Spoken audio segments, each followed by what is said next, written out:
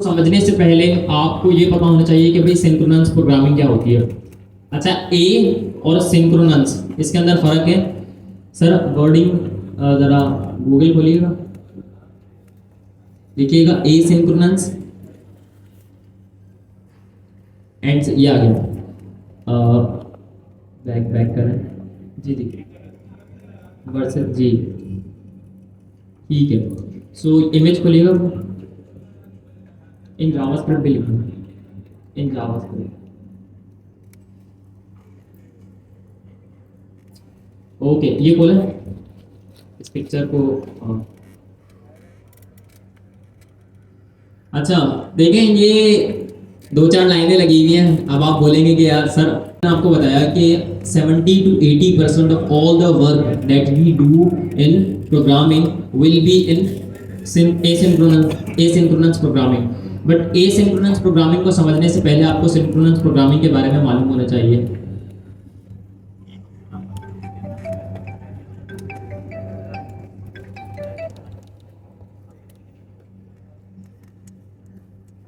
Sir अवकाशा का ये favourite topic है, सो ओवर टू हिम।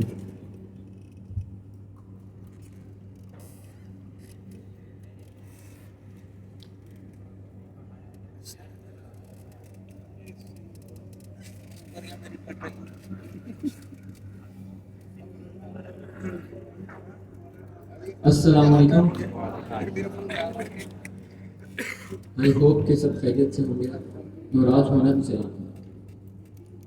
और आज का टॉपिक हमारा पिछली जितनी भी हम क्लासेस पढ़ते आए हैं उनमें सबसे ज़्यादा इम्पोर्टेंट टॉपिक है। उसका रीज़न ये है कि अगर आपको ये वाले कॉन्सेप्ट क्लियर हो गए जो कि आज हम पढ़ेंगे कि एसिंक्रोनस प्रोग्रामिंग क्या होती है, तो आपको जावास्क्रिप्ट का बिहेवियर समझ आ जाएगा। और अगर आपको जावास्क्रिप्ट का बिहेवियर समझ आ गया तो फिर आपके जहन में किसी भी कोड को कंपाइल करना कोई मुश्किल बात नहीं होगी। क्योंकि एक जगह मैं पढ़ रहा था कि 50% कोड या 50% आपकी लॉजिक बिल्डिंग कोडिंग करने से होती है और 50% आपकी कोडिंग को रीड करने से होती है। क्योंकि जब आप दूसरों का कोड पढ़ते हैं, उसको समझते हैं, उससे आप ज़्यादा सीखते हैं। इसका रीज़न ये है कि मिसाल के तौर पे अगर आप ये कह रहे हैं कि खाली कोडिंग करने से ही कोडिंग आती है, आप एक कोड कर रहे हैं जिसमें आप एक माइनर सी मिस्टेक कर रहे हैं। एवरी टाइम जब भी आप कोड कर रहे हैं वो आप मिस्टेक हर बार कर रहे हैं। अब आप अपने जहन में अगर ये बिठा के चलें कि सिर्फ कोडिंग करने से ही कोडिंग आती है और वो मिस्टेक आप हर बार रिपीट कर रहे हैं, उससे काम सारा हो रहा है। हो सकता है परफॉर्मेंस में इशू आ रहा हो सकता है कोई और उससे प्रॉब्लम क्रिएट हो रही हो या इन फ्यूचर हो आगे चल के, और वो काम आप कर रहे हैं कंटिन्यूसली। अगर आप वो काम हर बार अपने तरीके से करेंगे तो वो मिस्टेक आप हर बार रिपीट करेंगे। और इसके बरक्स अगर आप दूसरों के कोड को रीड करना स्टार्ट कर लें कि इस बंदे ने इस चीज़ को कैसे इंप्लीमेंट किया, इसने कैसे किया, इसने कैसे किया, 5-6 बंदों की चीज़ों को, 5-6 बंदों के कोड को एक बार आप रीड करेंगे, मैं गारंटी दे रहा हूँ आपको उस प्रॉब्लम का सोल्यूशन मिल जाएगा हर हाल में। और आपको पॉसिबल वे मिल जाएगा जिसके थ्रू आप उस चीज़ को अच्छे तरीके से परफॉर्म कर सकते हैं। तो कोडिंग करना इज़ नॉट इनफ, कोडिंग को पढ़ना भी आना चाहिए। और पढ़ने के लिए बेहतर है, बल्कि ज़रूरी है कि आपको अपने दिमाग में कंपाइलेशन करने आती हो, कोड को चलाना आता हो अपने दिमाग में। आज के जो टॉपिक्स हैं हमारे पास एसिंक्रोनस प्रोग्रामिंग, अगर आपने इसको समझ लिया तो आप अपने जहन में प्रोग्राम को एग्जीक्यूट करना स्टार्ट करेंगे खुद ब खुद। आप कोड को रीड करेंगे, आपके जहन में आउटपुट खुद ब खुद आ रहे होंगे कि हाँ इसके बाद ये होगा, फिर ये चलेगा, फिर ये होगा। अच्छा, आज का टॉपिक है एसिंक्रोनस प्रोग्रामिंग। इसको समझने से पहले हमें थोड़ा सा बैक जाना पड़ेगा सिंक्रोनस प्रोग्रामिंग की तरफ कि ये सिंक्रोनस प्रोग्रामिंग क्या होती है। अच्छा, एक काम करें, एक फाइल बनाएं। अच्छा, सिंक्रोनस प्रोग्रामिंग जब हम पढ़ रहे हैं अभी, तो उसके साथ साथ मैं आपको जावास्क्रिप्ट का बिहेवियर भी थोड़ा बहुत समझा दूंगा कि जावास्क्रिप्ट बैकग्राउंड में कैसे वर्क करता है। ठीक है। अच्छा, यहाँ पे लिखे सबसे पहले console.log फर्स्ट।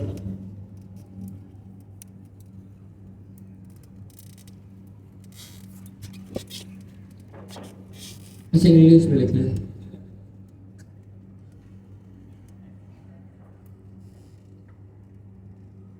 ठीक है। अच्छा, अब नेक्स्ट लाइन में है,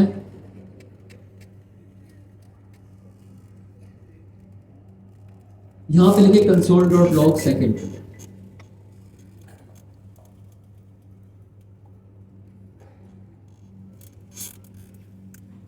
नेक्स्ट लाइन में आके लिखे कंसोल डॉट लॉग थर्ड।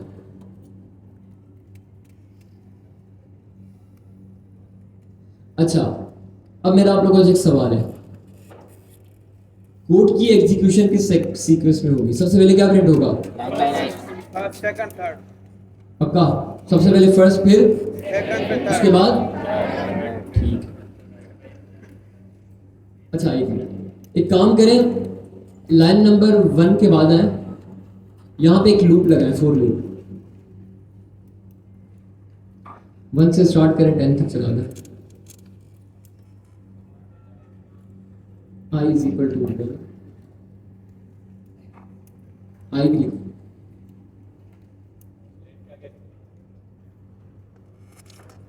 अच्छा, 10 तक चला दें लूप को। I स्मॉलर देन और इक्वल टू 10।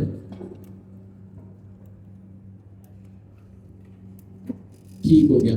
अच्छा, अब एक काम करेंगे, जो हमारे पास थर्ड वाला कंसोल है, इसको कॉपी करके ले जाए लूप के अंदर।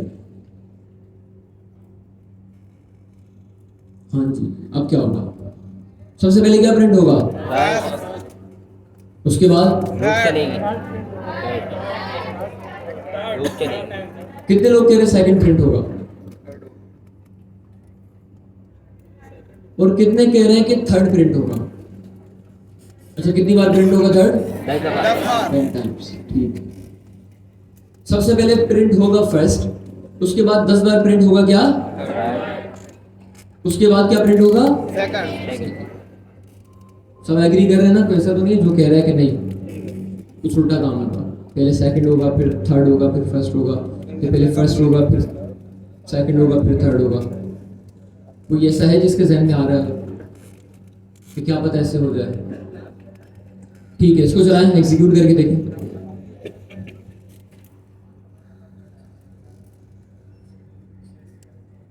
तो ट्रांसपाइल भी करें।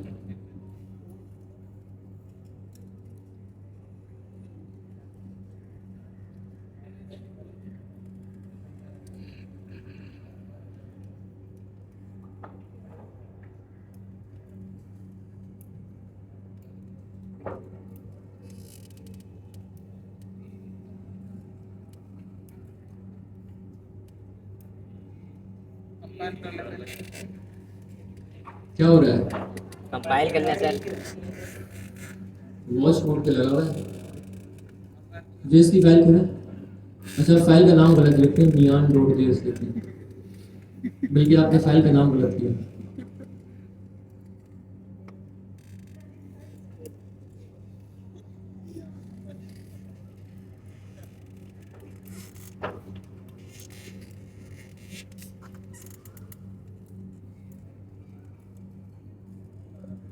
अच्छा, हाँ जी, क्या प्रिंट हुआ? ऊपर करो।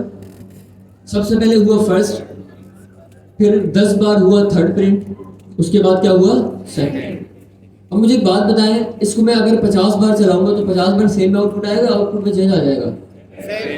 सेम आएगा, ऑब्वियस सी बात है। मुझे एक रीजन बताएं इसका कि क्यों इस तरीके से हमारे पास आउटपुट आया। इसका रीजन क्या है? लाइन बाय लाइन एग्जीक्यूशन होती लाइन है। बाय लाइन कंपाइल होता है। लाइन बाय लाइन रीड करेगा। ठीक है, कोड खोलें। अच्छा, अभी तो आपने एक चीज देख ली कि ये काम किस तरीके से परफॉर्म हो रहा है। हमने कोड लिखा, उसके बाद चला के देखा, क्लियर हो गया, समझ आ गया क्या हो रहा है। अब इसको थोड़ा सा डायग्राम बना के देखते हैं कि बैकग्राउंड में वर्क कैसे करती है चीजें।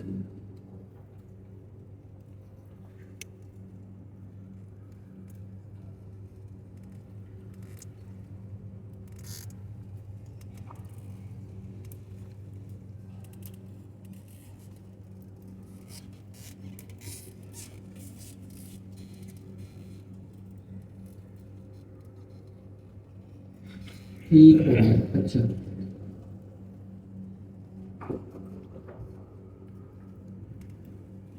अच्छा मुझे एक चीज बताइए, जो कोड लिखा हुआ है आपके सामने, ये कितनों को समझ आ गया कोड कि कोड क्या हो रहा है और उसकी एग्जीक्यूशन कैसे हो रही है? कितनों को ये कोड क्लियर है? ताकि उसके बाद चले ना आगे समझने के लिए। सबको क्लियर है? Yes sir. ठीक।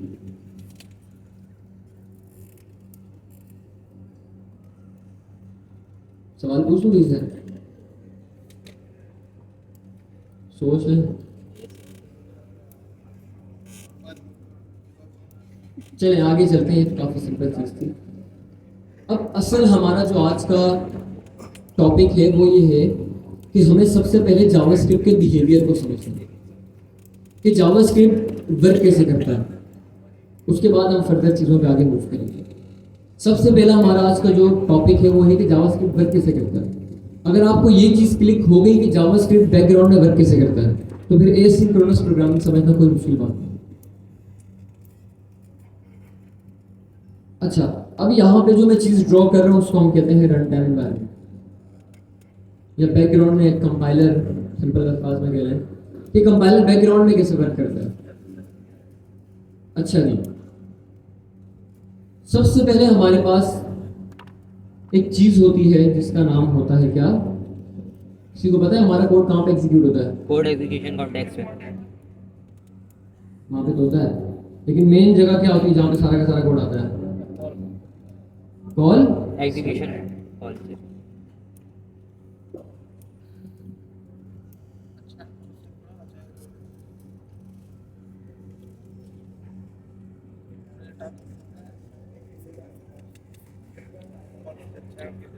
क्या है ये? Call stack. ठीक है। अच्छा, अब हम अपने कोड को खुद से कंपाइल करके देखते हैं कि हम किस तरीके से कंपाइल करेंगे। जब हम लिखते हैं नोड मेन डॉट जेएस। अच्छा एक और चीज बता दूं, ये जो हमने बात की ना कंपाइलर, ये कॉल स्टैक, ये जावास्क्रिप्ट में होता है। टाइपस्क्रिप्ट का इससे कोई लेना देना नहीं है, क्योंकि जावास्क्रिप्ट के कोड हमारा रन टाइम पे एग्जीक्यूट होता है, ना कि टाइपस्क्रिप्ट, ये सबको पता है।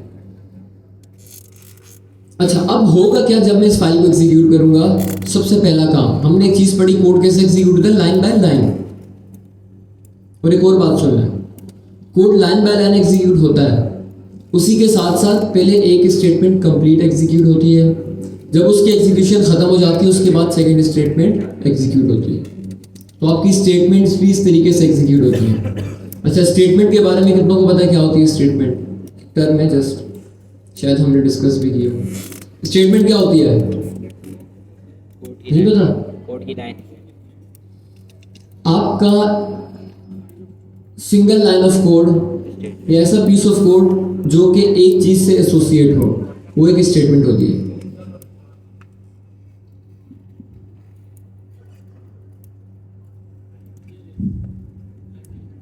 अच्छा ठीक है, क्लियर है, ठीक है।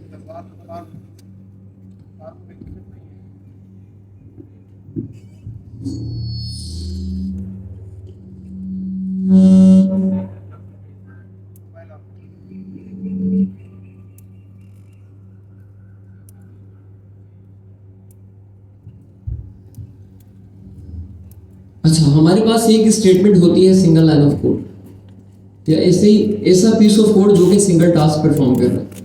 मिसाल के तौर पे एक कंसोल डॉट लॉग है, इसका काम है कंसोल करना, ये एक स्टेटमेंट है। ये जो फॉर लूप की बॉडी है, ये कंप्लीट एक स्टेटमेंट है। इसके अंदर मल्टीपल स्टेटमेंट्स आ रही हैं, लेकिन ये एक स्टेटमेंट है। इसी के साथ साथ ये जो हमारे पास कंसोल डॉट लॉग है, ये एक स्टेटमेंट है। दूसरी चीज को हम स्टेटमेंट कहते हैं और कुछ नहीं होता स्टेटमेंट। अच्छा, जब हम कोड को एग्जीक्यूट करेंगे सबसे पहले आपके पास क्या होगा?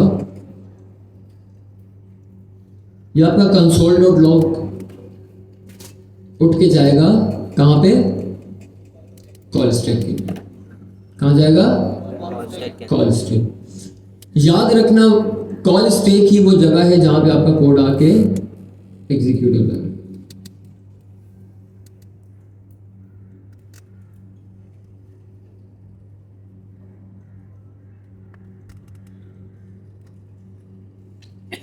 कॉल स्टैक हमारे पास वो जगह है जहां पे आपका कोड आके क्या होता है?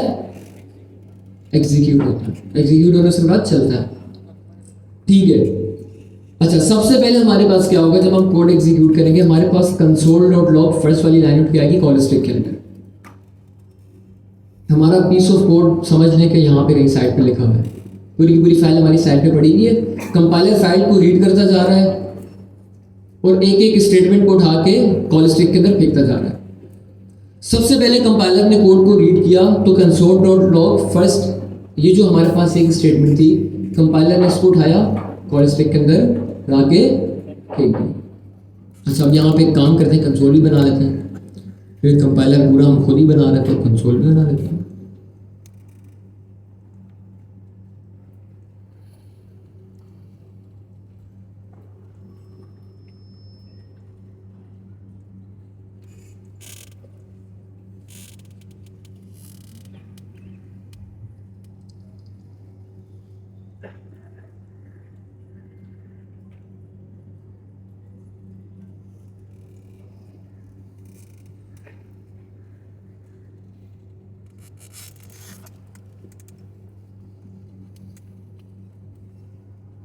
ठीक है, ये चीज क्लियर है, नजर आ रही है सबको? नजर आ रही है ना चीज? Yes, sir. ठीक है। अच्छा, अब हमारा कंसोल भी बन गया, कॉल स्टैक भी बन गया। अब देखते हैं क्या होता है।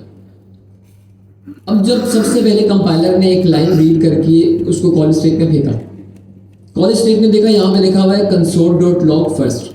कॉल स्टैक ने कहा अच्छा कंसोल करना है, यहाँ पे आओ, एक अदद कंसोल प्रिंट कर दो। कॉल स्टैक ने काम किया, उसने कंसोल डॉट लॉग की लाइन रीड की, उसने कहा अच्छा कंसोल करना है तो ये कंसोल का मैसेज उठाओ, कंसोल के पास भेज दो, प्रिंट करवा दो। कॉल स्टैक ने कहा चलो ठीक है, ये स्टेटमेंट आपकी कंप्लीट हो गई, console dot log first print हो गया, ये स्टेटमेंट कंप्लीट हो गई, अभी भी कुछ रहता है इसमें, कंप्लीट हो गई। जिससे ही आपके पास एक स्टेटमेंट या एक पीस ऑफ कोड कंप्लीट हो जाता है कॉल स्टैक से, वो क्या हो जाता है, रिमूव हो जाता है। अच्छा, ये वाली लाइन हमारी क्या हो गई, एग्जीक्यूट। चलिए, कॉल स्टैक ने ये वाली लाइन एग्जीक्यूट कर दी। अच्छा, उसके बाद क्या होता है, उसके बाद वो आगे चलेगा। अब आगे चलने के बाद वो देखेगा कि यहाँ पे एक अदद क्या लगा हुआ है, लूप। वो इस लूप को उठाएगा, कहाँ पे फेंकेगा, कॉल स्टैक। हमें पता है भाई, सारा का सारा कोड आएगा कहाँ पे, कॉल स्टैक के अंदर।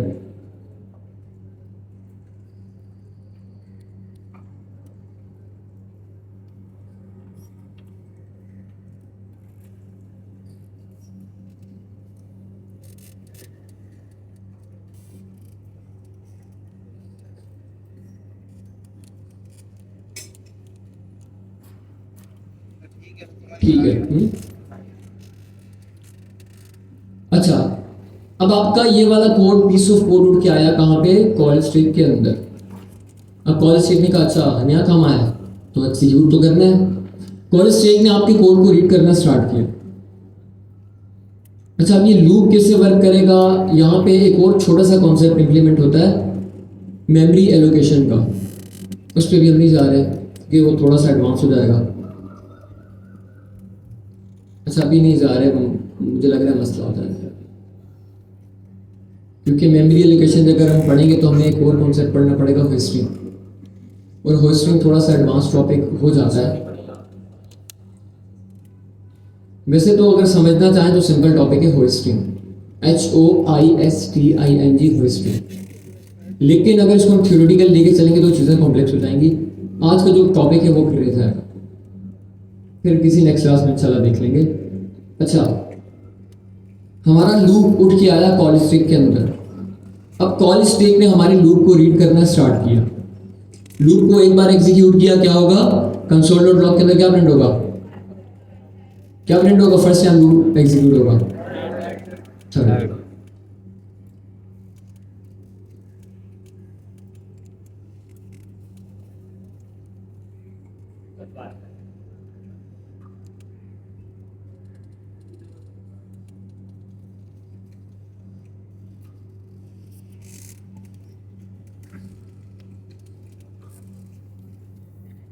चलिए ठीक है। अच्छा, अब अब हमारा लूप एक बार एग्जीक्यूट हुआ, कॉल स्टैक ने कंसोल उठा के कहाँ पे फेंका, कंसोल के पास, कि इसको प्रिंट करो। कंसोल ने थर्ड मैसेज प्रिंट कर दिया। अब इसी तरीके से कॉल स्टैक, अच्छा एक बार थर्ड प्रिंट हुआ, लूप कॉल स्टैक से गायब हो जाएगा, रहेगा रहेगा रहेगा गायब हो जाएगा। रहेगा। क्यों? 10 बार चलना है। क्योंकि लूप अपना काम पूरा तो करेगा ना पहले, ठीक है। अच्छा हम अज्यूम कर रहे हैं कि लूप हमारा बार बार चल रहा है, एग्जीक्यूट हो रहा है, कॉल स्टैक कंसोल उठा के बार बार कंसोल के अंदर प्रिंट कर रहा है, और यहाँ पे हमारे पास 10 मरतबा कंसोल में थर्ड प्रिंट हो गया।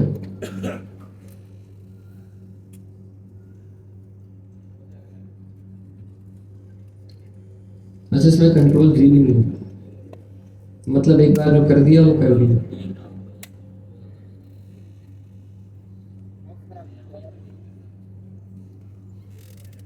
अच्छा ठीक है, हमारा कंसोल ने 10 बार थर्ड प्रिंट कर दिया। अब कुछ और बचा इस काम लूप की बॉडी में या कुछ करने का? नहीं तो क्या होगा, लूप की बॉडी कॉल स्टैक से क्या हो जाएगी, रिमूव। फिर कंपाइलर कहेगा कि खबर अभी पीछे और भी कोड पड़ा हुआ है चलाने के लिए। मैंने कहा ठीक है। कॉल स्टैक ने कहा भाई मैं तो गरीब बंदा हूँ, जो मुझे दोगे मैं चला दूंगा। फिर आगे जिस जिसका काम है कंसोल है तो मैं कंसोल के पास भेज दूंगा। मैंने कहा ठीक है। अच्छा ये वाली लाइन भी हमारी पूरी की पूरी क्या होगी, एग्जीक्यूट होगी। उसके बाद हमारे पास ये वाला कोड अभी भी बाकी है। ये वाला कोड उठ के जाएगा कहाँ पे, कॉल स्टैक। सब कुछ जाएगा कहाँ पे, कॉल स्टैक के अंदर।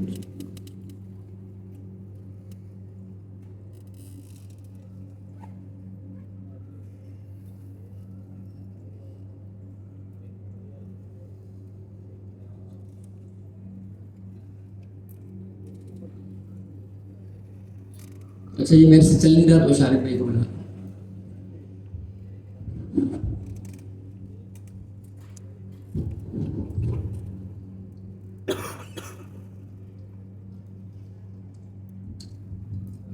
अच्छा नया टूल ओपन करते हैं,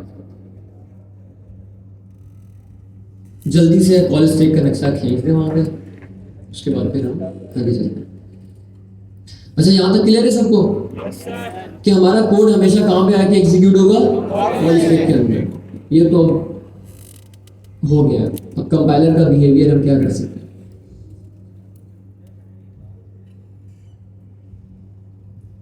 अच्छा आपको एक चीज़ बताऊँ, कॉल स्टैक के अंदर भी थोड़ी और चीज़ें होती हैं। जिसमें मैंने कहा कि मेमोरी एलोकेशन का एक प्रोसेस होता है, वो एग्जीक्यूट होता है पूरा, तो उसको अभी डिटेल जाने की जरूरत नहीं।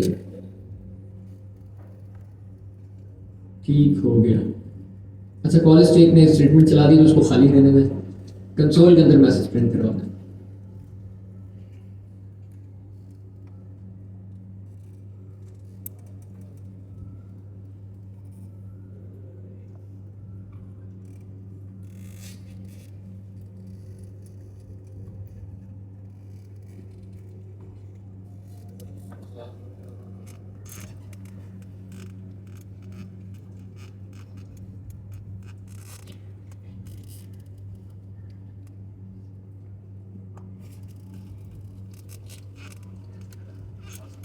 फर्स्ट थर्ड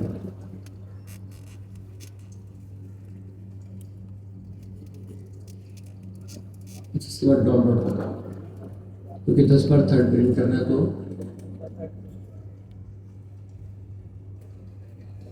ठीक है, अब हमारे पास रह गई एक आखिरी वाली स्टेटमेंट। उस पर जाओ कोड पे। हाँ जी, कोड हमारा लाइन नंबर 4 तक एग्जीक्यूट हो गया। अच्छा एक वैसे ही सवाल मेरे जहन में आया कि जावास्क्रिप्ट कंपाइल्ड लैंग्वेज है इंटरप्रेटर लैंग्वेज? कोड को कंपाइल करके इंटरप्रेट करती है, इंटरप्रेट करती है। कंपाइलर का वर्ड मैं वैसे ही यूज कर रहा हूँ बार बार। मैंने आपको स्टार्ट में कहा था कि जावास्क्रिप्ट आपके कोड को करती है इंटरप्रेट। इंटरप्रिटेशन का मतलब होता है कि लाइन बाय लाइन कोड को एग्जीक्यूट करना। पहले एक स्टेटमेंट को कंप्लीट एग्जीक्यूट करना, अगली की तरफ बढ़ना ही नहीं है। फिर उसके बाद दूसरी स्टेटमेंट को कंप्लीट एग्जीक्यूट करना, फिर तीसरी को, फिर चौथी को, इस तरीके से आ गया। तो कभी भी कोई भी पूछे जावास्क्रिप्ट कौन सी लैंग्वेज है, कौन कंपाइल्ड लैंग्वेज है, इंटरप्रेटर? ठीक है, हाँ। अच्छा, अब ये आखिरी वाली स्टेटमेंट को उठाएं। अभी भी एक चीज रहती है, कहां पे उठ के आएगी? कॉल स्टैक में। Call streak. ये मैं बार बार पूछूंगा ताकि याद रहे आपको। अच्छा, वैसे एक बात है, ये क्वेश्चंस आपके इंटरव्यू पर्सपेक्टिव से बहुत इंपॉर्टेंट है अगर देखा जाए। वैसे समझने के लिए भी बहुत इंपॉर्टेंट है। अगर आपको ये समझ आ गई तो बिहेवियर समझ आ गया, फिर तो मसला ही ख़त्म। और ये आपके टॉपिक्स, ये क्वेश्चंस इंटरव्यू पर्सपेक्टिव से बहुत इंपॉर्टेंट हैं। तकरीबन हर कोई ये सवाल पूछता है आपसे अगर आप जावास्क्रिप्ट का इंटरव्यू कहीं देने जाएंगे। हाँ जी, कॉल स्टैक के पास आ गया एक और काम। ये काम क्या होगा? कॉल स्टैक के पास एक मैसेज आया है कि स्टेटमेंट आई console.log सेकंड। क्या करेगा कॉल स्टैक? कंसोल के अंदर क्या प्रिंट करेगा? सेकंड। कर दें प्रिंट? हाँ, ये अगर हो सकता है। ठीक है, काम कंप्लीट। स्टेटमेंट कहाँ जाएगी? कॉल स्टैक के अंदर ये रहेगी या गायब हो जाएगी? गायब हो जाएगी। गायब कर दें। ठीक है, लास्ट वाली लाइन भी हमारी क्या हो गई? एग्जीक्यूट। उसके आगे भी लिख दें एग्जीक्यूट, ताकि हमें पता चले हमारा सारा का सारा कोड क्या हो गया? एग्जीक्यूट हो गया।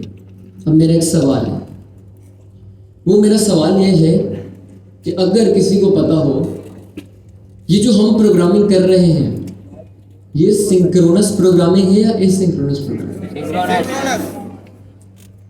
कैसे? Line line by by line line चल रहा है। इसके अलावा सिंगल थ्रेड। ये वाला सिंगल थ्रेडेड। देखते हैं इसको किस थ्रेडेड के बारे में। सिंक्रोनस प्रोग्रामिंग का एक मतलब ये भी होता है कि सबसे पहले एक स्टेटमेंट कंप्लीट एग्जीक्यूट होगी, चाहे वो स्टेटमेंट जितना भी टाइम ले। कंपाइलर को, इससे इंटरप्रेटर को कोई गर्ज नहीं है। उसने कहा सिंक्रोनस प्रोग्रामिंग है तो मतलब एक स्टेटमेंट अगर 5 सेकंड ले रही है तो चलाओ, अगली को तब तक के लिए रोक के रखो। अभी मुझे चीज बताएं, अगर मैं फोर लूप को 1 से स्टार्ट करूं और 1 करोड़ दफा चला लूं, या एक बार चला के देखें थोड़ा ज्यादा टाइम के लिए, बस एक कम करें, बहुत ज्यादा हो गया। ठीक है, ठीक है। मुझे एक चीज बताएं, अब क्या प्रिंट होगा? थर्ड प्रिंट होगा ये। क्या लगता है क्या प्रिंट होगा? First second. फर्स्ट, थर्ड और सेकंड। थर्ड कितनी बार प्रिंट होगा? अच्छा, मुझे एक चीज बताएं, फर्स्ट प्रिंट होगा, थर्ड प्रिंट होने से पहले क्या सेकंड प्रिंट होगा? या फिर सेकंड फौरन से प्रिंट हो जाएगा? क्या होगा बिहेवियर? मुझे समझाएं क्या होगा। अच्छा, कोई एक बता दें।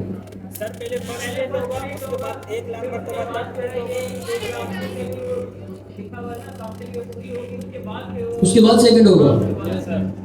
चला के देखें जी। सो थ्रेड को समझने के लिए आपको जो है वो एक जनरल चीज़ के बारे में मालूम होना चाहिए।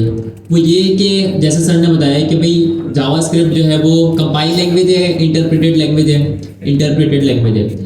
अब जब भी हम प्रोग्रामिंग कर रहे होते हैं ना, हमारे पास एक प्रोग्राम के अंदर मुख्तलिफ फंक्शंस होते हैं, मुख्तलिफ फंक्शंस होते हैं, ऑब्जेक्ट्स होते हैं, एरेज होते हैं, जिनका काम होता है कि किसी स्पेसिफिक फंक्शनैलिटी को अचीव करवाना। सो इन द सेंस कि यहाँ पर जो वर्ड इस्तेमाल किया गया है थ्रेड, थ्रेड का मतलब जो है वो हमारे पास बेसिकली जो हमारा इंटरप्रेटर होता है ना, वो हमारे कोड को स्टेप बाय स्टेप एग्जीक्यूट करता है। अच्छा, थ्रेड का यहाँ पर मतलब है कि हर वो चीज़ जो कि किसी मखसूस दायरे में रहकर स्पेसिफिकली मुकम्मल हो जाए, उसको हम एक अदद थ्रेड कहेंगे। फॉर एग्जांपल यहाँ पर जो है वो हम डायग्राम में देख लेते हैं, या बल्कि मैं आपको लाइव दिखा देता हूँ अगर कोई पिक्चर मिल जाए।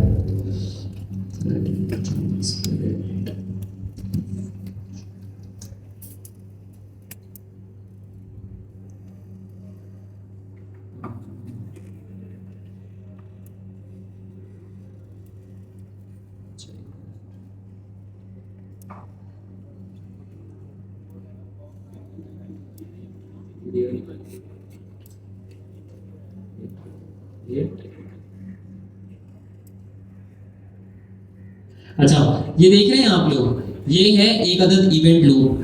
थ्रेड का मतलब ये होता है कि जितना भी आपने कोड लिखा है ना, वो स्पेसिफिकली एक ही मर्तबा मुकम्मल होगा जब तक हम कोई स्पेसिफिक टास्क को मुकम्मल नहीं कर देते। अब यहाँ पर जो है वो एक वर्ड लिखा हुआ है इवेंट लूप। अब ये इवेंट क्या होता है आप सबको मालूम होना चाहिए।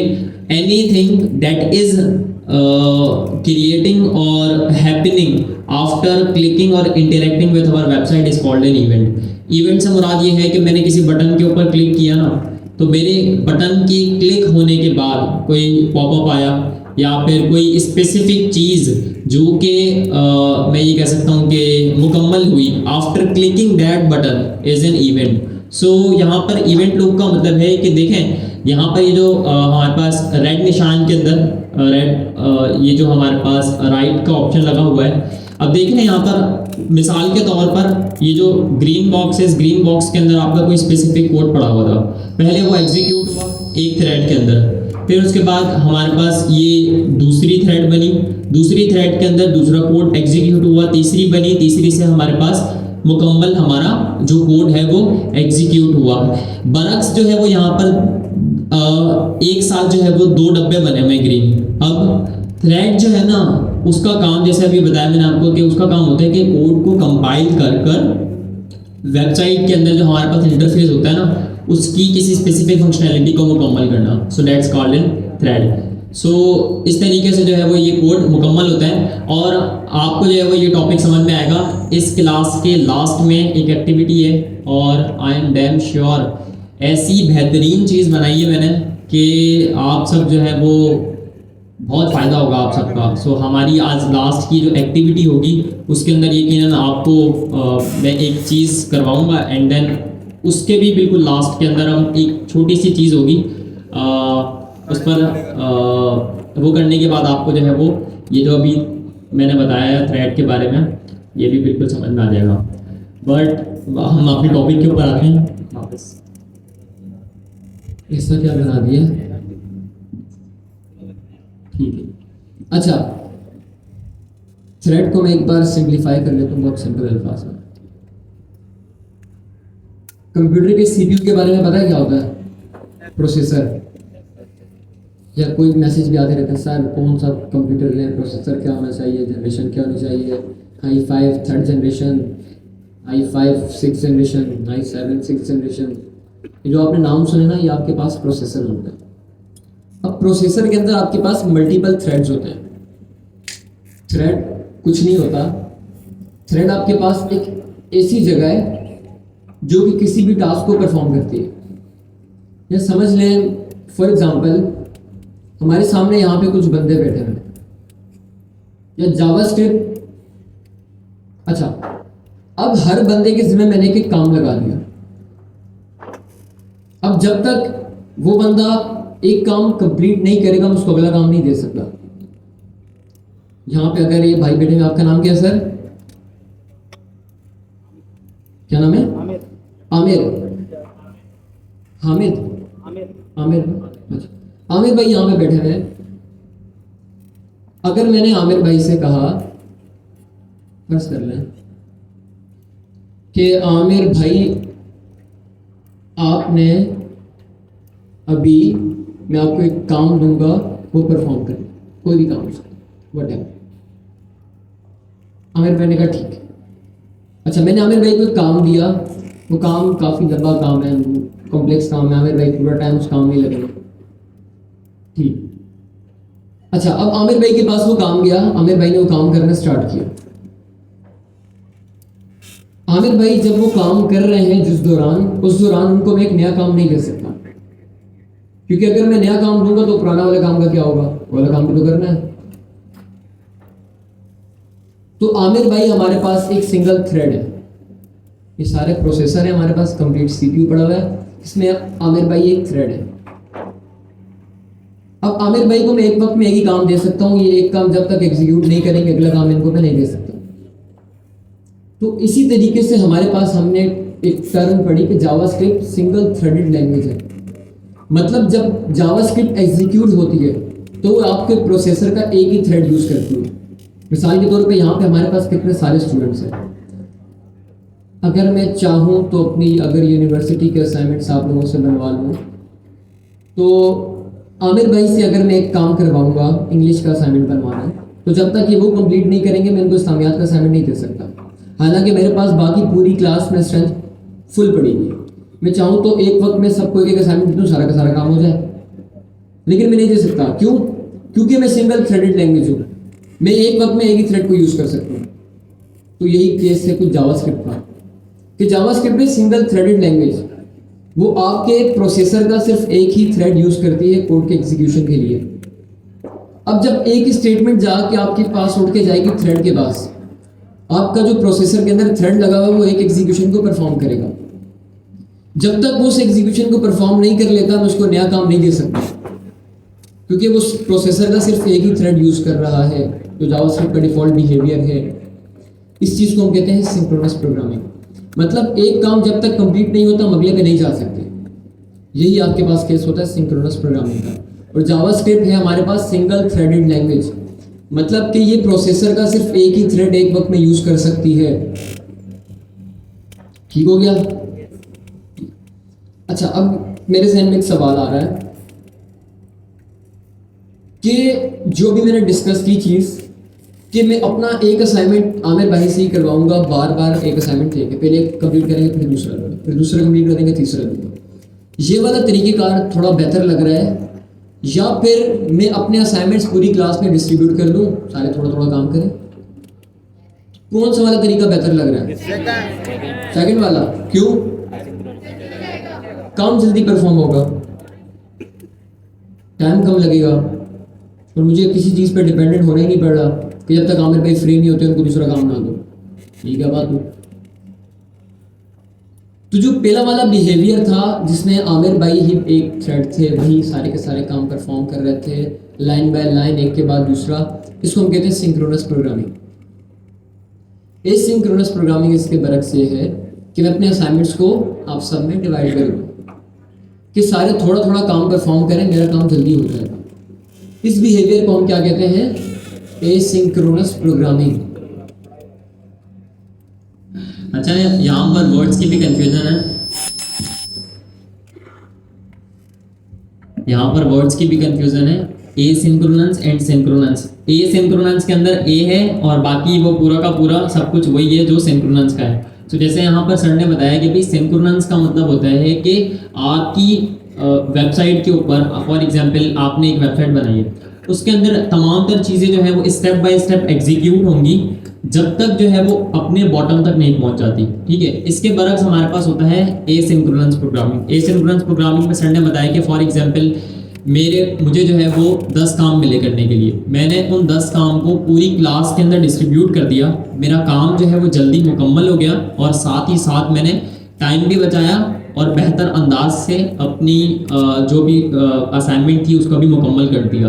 अब इसके बरक्स कि ये सारा का सारा लोड एक बंदे के ऊपर दिया जाता, सर ने जो है वो इसको स्टेप बाय स्टेप डिस्ट्रीब्यूट कर दिया and then it successfully completed. But खाली ये है एसिंक्रोनस प्रोग्रामिंग नहीं है। एसिंक्रोनस प्रोग्रामिंग बजात खुद अगर देखा जाए तो एक पूरी की पूरी ये समझें कि ये कह सकते हैं कि 50% of all the APIs that we build is with basically asynchronous programming।